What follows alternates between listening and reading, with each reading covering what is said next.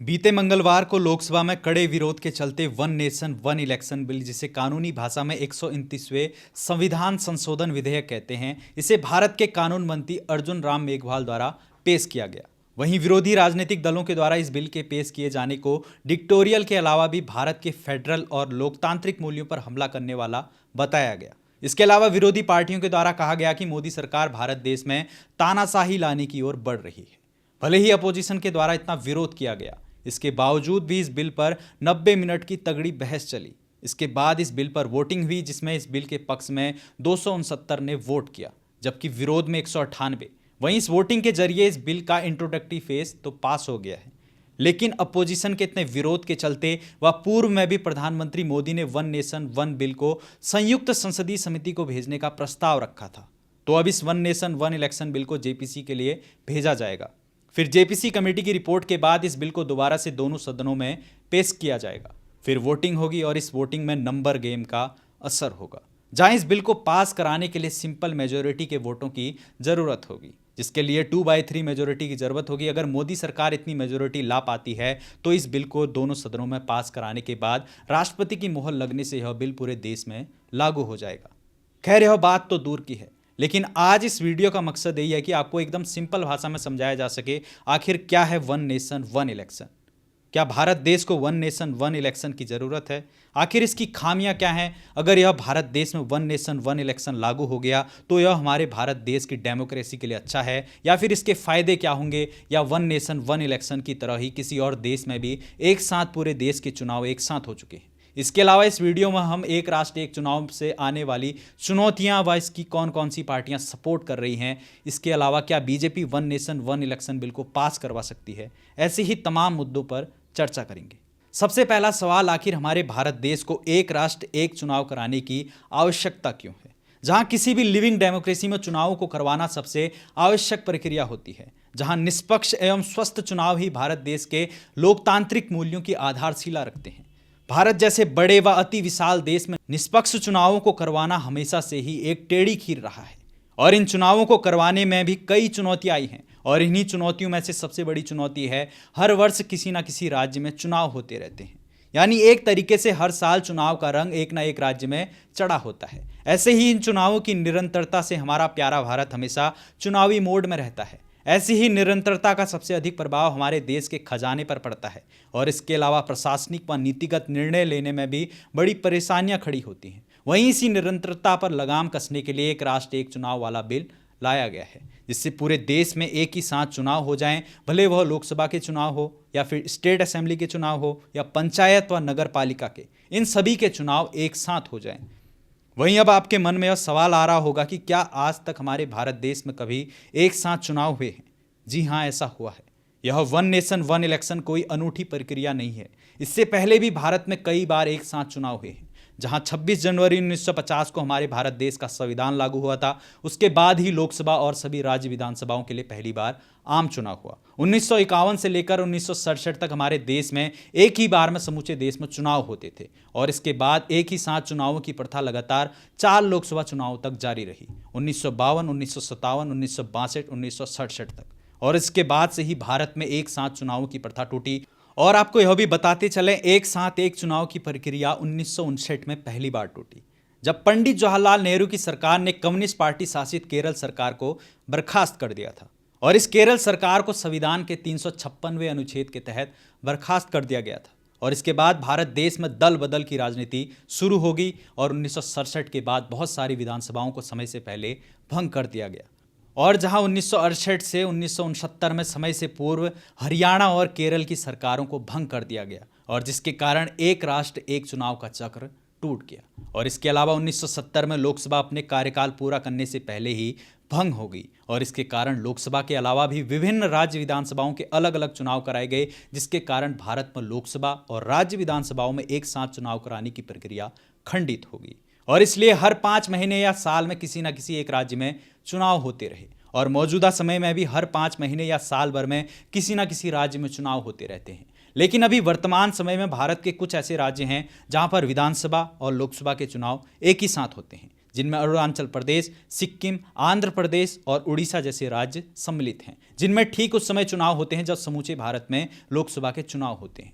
फिर अब यह सवाल उठता है कि जब पहले भी एक साथ चुनाव हो चुके हैं तो अभी मौजूदा समय में चुनावों को एक साथ करवाने में क्या समस्या है। जहां कुछ विद्वानों का मानना है कि पुराने समय में जब एक साथ चुनाव होते थे तब भारत की जनसंख्या अपेक्षाकृत कम थी, वहीं वर्तमान समय में देश की जनसंख्या इतनी बढ़ चुकी है कि एक साथ चुनाव कराना संभव नहीं है। इसके विपरीत समर्थकों का तर्क है कि तकनीकी विकास ने भारत को इतना सक्षम बना दिया है कि आज की आधुनिक तकनीक का उपयोग कर एक साथ चुनाव आयोजित किए जा सकते हैं। इन दोनों दृष्टिकोण को देखते हुए यह स्पष्ट नहीं हो पाता कि वास्तव में एक साथ चुनाव कराना कितना व्यवहारिक या चुनौतीपूर्ण है। इस प्रश्न का उत्तर खोजने के लिए हमें पक्ष और विपक्ष दोनों के तर्कों का गहराई से विश्लेषण करना होगा। सबसे पहला तर्क दिया जाता है कि एक साथ चुनाव से चुनाव में होने वाले अंधाधुंध खर्च में भारी कटौती की जा सकती है।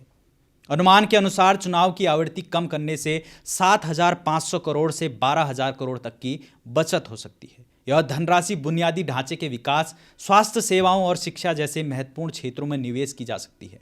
उदाहरण के लिए 2019 के लोकसभा चुनाव में लगभग 55,000 करोड़ खर्च हुए, जबकि 1998 में यही खर्च केवल 9,000 करोड़ था। इससे साफ है कि समय के साथ चुनावी खर्च में 5 गुना से अधिक की वृद्धि हुई है। यदि अलग अलग चुनाव होते रहे तो यह खर्च और बढ़ता जाएगा। ऐसे में एक राष्ट्र एक चुनाव इस समस्या पर अंकुश लगाने का एक प्रभावी समाधान हो सकता है। इसके बाद का दूसरा तर्क दिया जाता है कि बार बार चुनाव होने से मतदाताओं में थकान और उदासीनता आ जाती है, जिससे वोटिंग प्रतिशत कम हो जाता है। उदाहरण के लिए 2024 के लोकसभा चुनाव में कुल वोटिंग प्रतिशत 65.79 रहा, वहीं 2019 में यह 67.40% रहा। यह भारत जैसे बड़े लोकतांत्रिक देश के लिए आदर्श नहीं है। यदि एक साथ चुनाव कराए जाएं तो मतदाताओं का उत्साह बढ़ सकता है और वोटिंग प्रतिशत में 5 से लेकर 10% तक की वृद्धि होने का अनुमान है। इससे लोकतांत्रिक प्रक्रिया और मजबूत होगी। और एक और तर्क यह दिया जाता है कि एक साथ चुनाव कराने से शासन में स्थिरता आ सकती है। आज देश के अलग अलग हिस्सों में बार बार चुनाव होने के कारण राजनीतिक दल, उनके नेता, विधायक और राज्य व केंद्र सरकारें लगातार चुनावी तैयारी में जुटे रहते हैं। इसका सीधा असर विकास कार्यों और जनता के कल्याण के लिए बनाई गई नीतियों पर पड़ता है। एक साथ चुनाव कराने से सरकारें अपने कार्यकाल के दौरान विकास कार्यों और जनहित की योजनाओं पर अधिक ध्यान केंद्रित कर पाएंगी। इसके अलावा नीतिगत रुकावटों की रोकथाम भी एक बड़ा लाभ है। चुनाव के दौरान लागू होने वाले आचार संहिता से प्रशासनिक कार्य और विकास योजनाएं बाधित हो जाती हैं। इसका असर जरूरी कल्याणकारी योजनाओं की प्रगति पर पड़ता है और शासन में अनिश्चितता पैदा हो जाती है। यदि चुनाव एक साथ होंगे तो आचार संहिता का बार बार लागू होना कम होगा, जिससे प्रशासनिक कामकाज में रुकावटें नहीं आएंगी। वहीं संसाधनों का सही उपयोग भी एक महत्वपूर्ण तर्क है। वर्तमान समय में अलग अलग चुनावों के लिए बड़ी संख्या में अधिकारियों और कर्मचारियों की तैनाती करनी पड़ती है, जिससे उनके नियमित कार्य प्रभावित होते हैं। यदि चुनाव एक साथ हो तो संसाधनों का उपयोग अधिक प्रभावी तरीके से किया जा सकता है। इससे सरकारी अधिकारी और संस्थान अपने मुख्य कार्यों पर ध्यान केंद्रित कर पाएंगे। और वहीं क्षेत्रीय पार्टियों की प्रासंगिकता को लेकर भी पक्ष में तर्क दिए जाते हैं। एक साथ चुनाव होने से क्षेत्रीय पार्टियों की भूमिका कमजोर नहीं होती, बल्कि यह उन्हें स्थानीय मुद्दों पर ध्यान केंद्रित करने का अवसर देता है। क्षेत्रीय दल अपने मुद्दों और जनता की आकांक्षाओं को बेहतर तरीके से सामने रख सकते हैं। इससे यह सुनिश्चित होगा कि स्थानीय मुद्दे राष्ट्रीय चुनावी प्रचार के दबाव में कहीं खो न जाए। वहीं एक और महत्वपूर्ण तर्क यह दिया जाता है कि राजनीतिक जिम्मेदारियां और अवसरों पर संतुलित वितरण संभव हो सकेगा। वर्तमान में कई बार चुनावों में कुछ नेता हावी हो जाते हैं और कई पदों पर काबिज रहते हैं। एक साथ चुनाव के कारण अधिक नेताओं को आगे आने का मौका मिलेगा, जिससे लोकतंत्र मजबूत होगा और राजनीतिक कार्यकर्ता भी अपना अधिक योगदान दे पाएंगे। बार बार चुनाव के कारण होने वाले खर्च में कमी भी इस प्रस्ताव का एक महत्वपूर्ण पहलू है। बार बार चुनाव कराने के लिए उपकरण, सुरक्षा बल, अन्य साधनों पर भारी खर्चा होता है। एक साथ चुनाव कराने से यह खर्च काफी हद तक कम किया जा सकता है। इससे बचने वाले धन का आर्थिक विकास के लिए उपयोग लाया जा सकता है। हॉर्स ट्रेडिंग पर लगाम लगाना भी इस तर्क का हिस्सा है। अक्सर देखा गया है कि पैसे और ताकत के बल पर सरकार गिराने और बनाने की घटनाएं होती है। उदाहरण के तौर पर महाराष्ट्र और झारखंड जैसे राज्यों में चुनावों के दौरान बड़ी मात्रा में पैसा, संसाधन बर्बाद होते हैं। ईडी द्वारा की गई छापेमारी में करोड़ों की अवैध राशि बरामद हुई। मादक पदार्थ, शराब और अन्य चीजों के वितरण के चलते भी संसाधनों का दुरुपयोग होता है। इन घटनाओं पर रोक लगाने के लिए एक साथ चुनाव आवश्यक हो सकता है। सुरक्षा बलों की तैनाती और राष्ट्रीय सुरक्षा भी इस चर्चा का एक अहम पहलू है। चुनावों के दौरान बड़ी संख्या में केंद्रीय सुरक्षा बलों को तैनात किया जाता है। उदाहरण के लिए 2024 के चुनाव में 3.4 लाख से अधिक सशस्त्र बलों को तैनात किया गया था। इस दौरान सीमाओं और आंतरिक सुरक्षा की जिम्मेदारी प्रभावित हो सकती है। एक साथ चुनाव कराने से सुरक्षा बलों की एक बार में तैनाती होगी, जिससे उनकी प्रभावशीलता बढ़ेगी और राष्ट्रीय सुरक्षा को और अधिक मजबूती मिलेगी।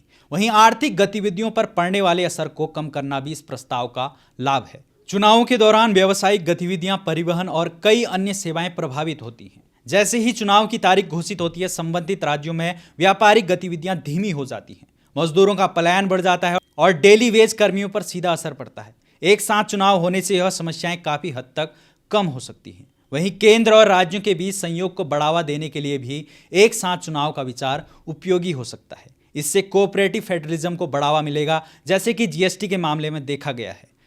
यह न केवल हेल्थ केयर, शिक्षा और क्लाइमेट एक्शन जैसे मुद्दों पर ध्यान केंद्रित करेगा, जबकि देश के समग्र विकास में भी सहायक होगा। वन नेशन वन इलेक्शन के पक्ष में दिए गए सभी तर्कों को देखने के बाद अब यह समझना जरूरी हो जाता है कि इसके विपक्ष में क्या क्या तर्क और चुनौतियां हैं। कोई भी नीति या विचार चाहे कितना भी लाभदायक क्यों ना हो, उसके साथ कुछ खामियां और चुनौतियां भी जुड़ी होती हैं। इसी आधार पर एक राष्ट्र एक चुनाव को लेकर भी विपक्ष की राय को समझना भी जरूरी हो जाता है। जहां एक राष्ट्र एक चुनाव के विरोध में कहा जाता है कि इससे संवैधानिक और कानूनी जटिलताएं बढ़ सकती हैं। जहां वन नेशन वन इलेक्शन लागू करने के लिए कई संवैधानिक प्रावधानों में संशोधन की आवश्यकता होगी, जिसमें अनुच्छेद 83, 85, 172 और 356 जैसे प्रावधानों को बदला जाना होगा, जो विधानसभाओं के कार्यकाल और विघटन को नियंत्रित करते हैं। उदाहरण के लिए, अगर राज्य और लोकसभा चुनाव एक साथ कराने हैं तो कुछ विधानसभाओं के कार्यकाल को कम या बढ़ाना पड़ सकता है, जिससे उनकी लोकतांत्रिक व्यवस्था पर सवाल खड़े हो सकते हैं।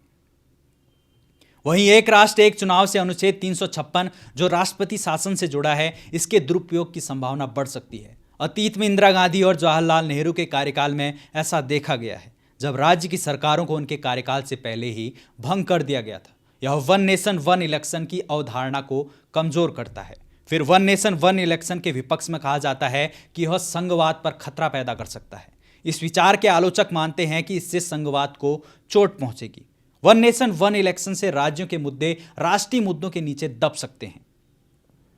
उदाहरण के लिए 2019 के लोकसभा चुनाव में बालाकोट एयर स्ट्राइक और भारत की सुरक्षा जैसे राष्ट्रीय मुद्दों पर चुनाव लड़ा गया, और इसी दौरान उड़ीसा में विधानसभा चुनाव भी हुए, जहां स्थानीय मुद्दे जैसे कृषि संकट और जनजातीय बेरोजगारी पर चर्चा नहीं हुई। इससे यह स्पष्ट हो जाता है कि एक साथ चुनाव में राष्ट्रीय मुद्दे हावी हो जाते हैं और राज्यों के जमीनी मुद्दे अनसुने रह जाते हैं। वन नेशन वन इलेक्शन के कारण राज्यों की स्वायत्तता कमजोर हो सकती है और इससे सहकारी संघवाद की भावना पर नकारात्मक असर पड़ेगा। वहीं वन नेशन वन इलेक्शन के विपक्ष में कहा जाता है, इससे तार्किक और परिचालन संबंधी चुनौतियां पैदा हो सकती हैं। जहां एक साथ चुनाव कराने के लिए व्यापक प्रशासनिक और तार्किक योजना की आवश्यकता होगी। जहां चुनाव आयोग का अनुमान है कि 10,000 करोड़ रुपए से अधिक की लागत केवल ईवीएम और वीवीपैट मशीनों की खरीद पर आएगी। वहीं 2019 के लोकसभा चुनाव में 900 मिलियन से अधिक मतदाताओं का प्रबंधन करना चुनौतीपूर्ण साबित हुआ था। दूर दराज के इलाके में यह और भी जटिल हो सकता है। वन नेशन वन इलेक्शन की योजना के तहत इन चुनौतियों का समाधान करना आसान नहीं है। इसके अलावा वन नेशन वन इलेक्शन के विपक्ष में सबसे बड़ा विरोध इस बात से लगाया जा सकता है कि जहां आलोचकों का मानना है कि वन नेशन वन इलेक्शन से लोकतांत्रिक जवाबदेही पर गहरा असर पड़ेगा, जहां माना जाता है कि बार बार चुनाव करवाने से जनता को अपनी सरकार से यह पूछने का मौका मिलता है कि उसने उनके लिए क्या काम किया है। वहीं नियमित चुनाव जनता को सरकारों के प्रदर्शन का आकलन करने और खराब प्रदर्शन पर उन्हें बदलने का मौका देते हैं। उदाहरण के लिए 2022 के पंजाब विधानसभा चुनाव में जनता के आक्रोश के कारण सत्तारूढ़ सरकार को हटाकर आम आदमी पार्टी को मौका दिया गया। वहीं वन नेशन वन इलेक्शन लागू होने पर चुनाव की आवृत्ति कम हो जाएगी, जिससे जनता की शक्ति पर एक गहरा असर पड़ेगा। वहीं इससे सरकारों को अपने कार्यकाल के अंत तक महत्वपूर्ण मुद्दों को हल करने में देरी करने की छूट मिल सकती है। आलोचकों का मानना यह भी है कि वन नेशन वन इलेक्शन का क्षेत्रीय दलों पर गहरा प्रभाव पड़ सकता है।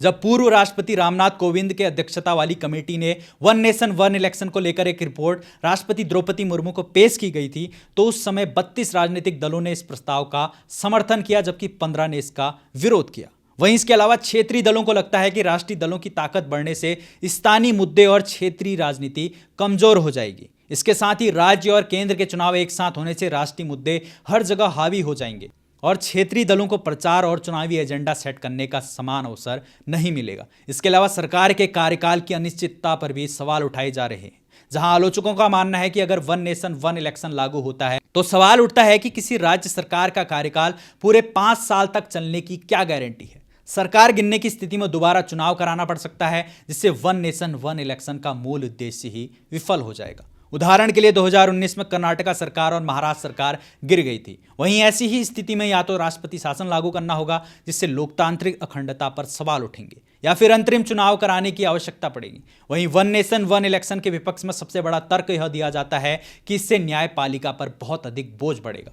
जहां वन नेशन वन इलेक्शन लागू होने पर न्यायपालिका को चुनावी संबंधी विवादों को सुलझाने में अधिक समय लगाना पड़ेगा। उदाहरण के लिए 2019 के चुनाव में 130 चुनावी याचिकाएं दायर की गई। वन नेशन वन इलेक्शन के कारण यह संख्या और बढ़ सकती है।